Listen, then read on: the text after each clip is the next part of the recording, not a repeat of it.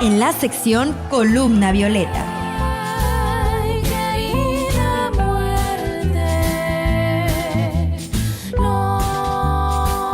no vengas hoy. Son las 8 de la mañana en punto, iniciando nuestra segunda hora y también arrancando con la sección Columna Violeta. Un gusto, un placer en este 2026 tener por acá a Bianca Acuña, doctora en Ciencias Sociales e investigadora social, quien de manera alternada con Leila Acedo nos acompañan y nos han acompañado en esta sección Columna Violeta. Bianca, muchísimas gracias, un gusto saludarte. Feliz año, creo que todavía se vale. ¿Cómo estás?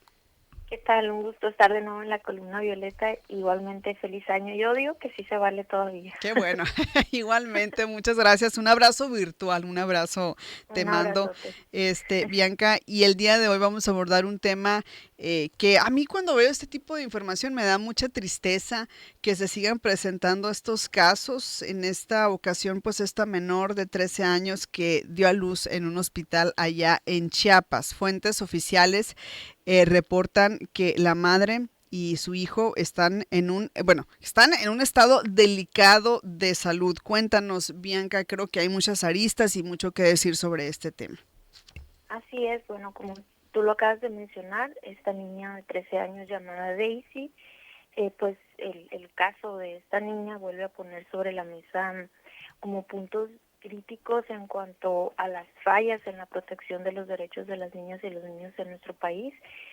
Como es el caso del embarazo infantil y el matrimonio forzado, ¿no? Que son cosas que ya hemos visto antes. Recordemos que el año pasado se hizo como muy famosa una tabla donde venían como las edades y los lugares donde niñas pues parían, ¿no? Eran madres y todo el mundo nos preocupamos y eh, mucha gente nos enojamos, pero entonces cuando este caso se vuelve como que ya le ponemos nombre a toda esta lista, creo que nos debería preocupar y enojar, ¿no? Como bien mencionaste, se hizo público el caso de esta menor de edad que todavía permanece en estado crítico o grave tras haber sido ingresada en el Hospital de las Culturas en San Cristóbal de las Casas, Chiapas, con trabajo de parto activo que derivó en una cesárea debido a las complicaciones médicas.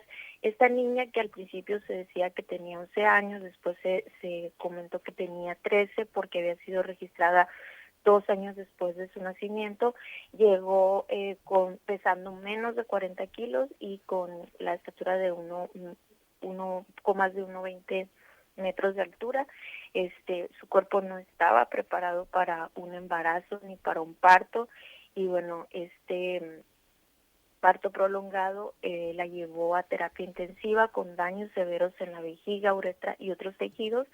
Y también respecto al recién nacido, pues se ha comentado que se trata de un niño prematuro que permanece, hospitalizado en cuidados intensivos neonatales, y bueno, donde se le está dando la atención médica.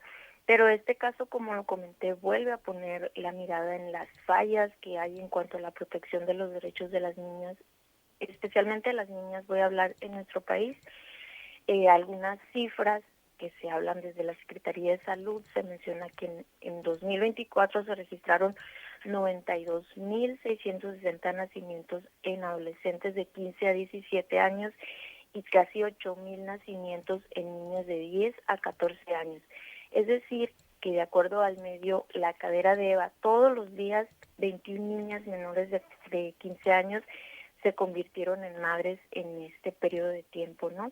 Y hay unas características como importantes de mencionar, porque se advierte que estas cifras pues están relacionadas estrechamente con contextos de pobreza, de desigualdad, de falta de acceso a información, a servicios de salud y violencia sexual, ¿no? Es como que algo importante que hay que mencionar.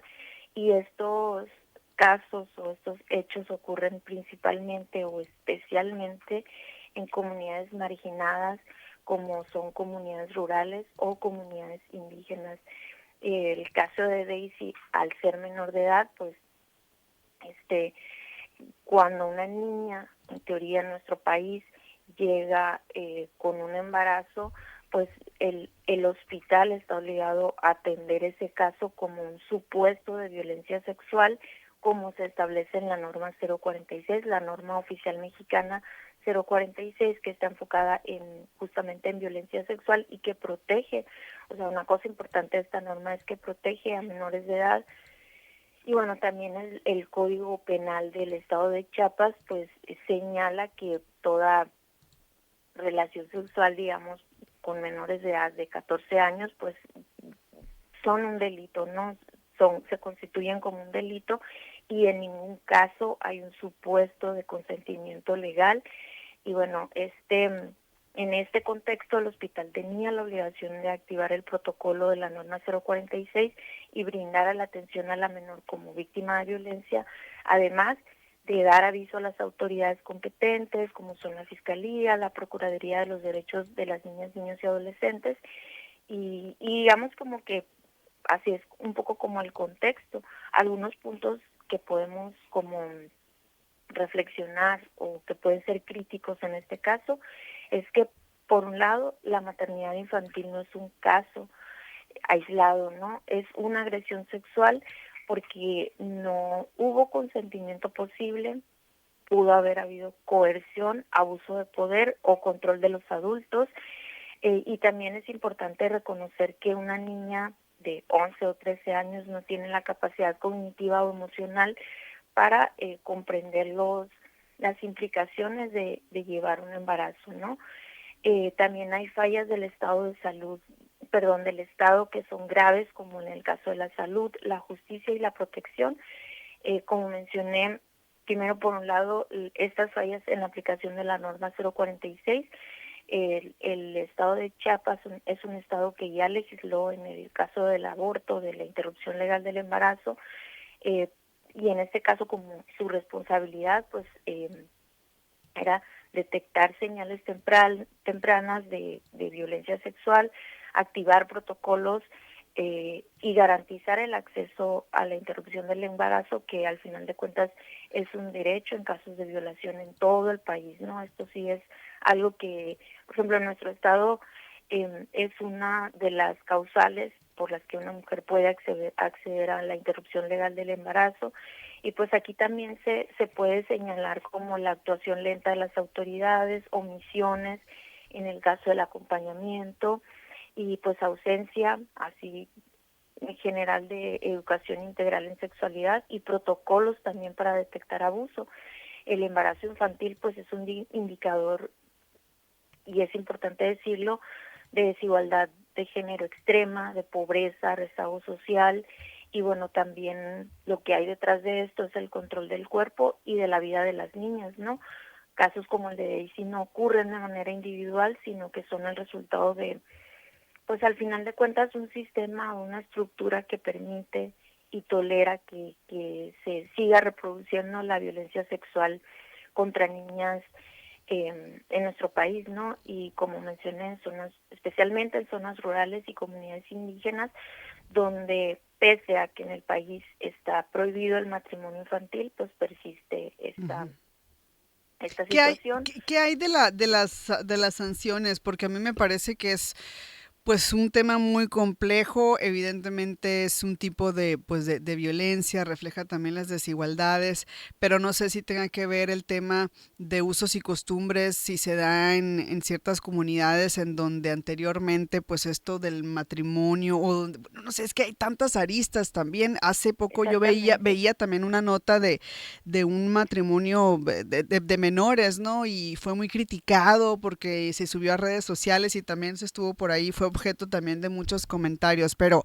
también quizá entra en el tema de los usos y costumbres, quizá también sea muy difícil el tema, ¿cómo está pues el tema de sancionar, de denunciar este tipo de situaciones?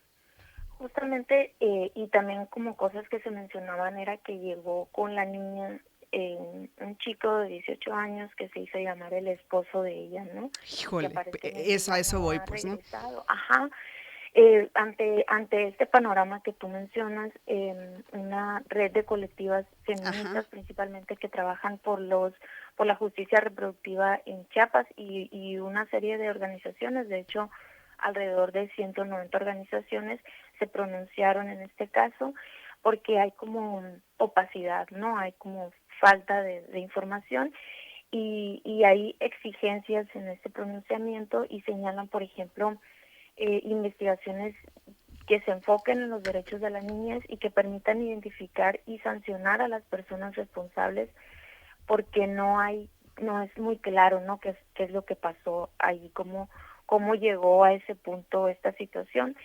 Y entre otros de las exigencias que hay en este pronunciamiento es que se haga un esclarecimiento público de la actuación institucional, ¿no? Principalmente de la responsabilidad que tiene la Secretaría de Salud, el IMSS Bienestar en Chiapas, que informen primero cómo se realizaron las diligencias cuando llegó la niña, porque como mencioné, en este caso se debería de aplicar así por norma, digamos por protocolo, la norma 046 y se debe de notificar a las autoridades este tipo de situaciones porque es una menor de edad y porque hablando de menores de edades hay una gran probabilidad de que haya habido violencia sexual y en ese sentido pues las autoridades competentes que son la Fiscalía General del Estado y la Procuraduría de los Derechos del Menor tenían que haber sido notificadas para saber qué acciones emprender y determinar quiénes eran las personas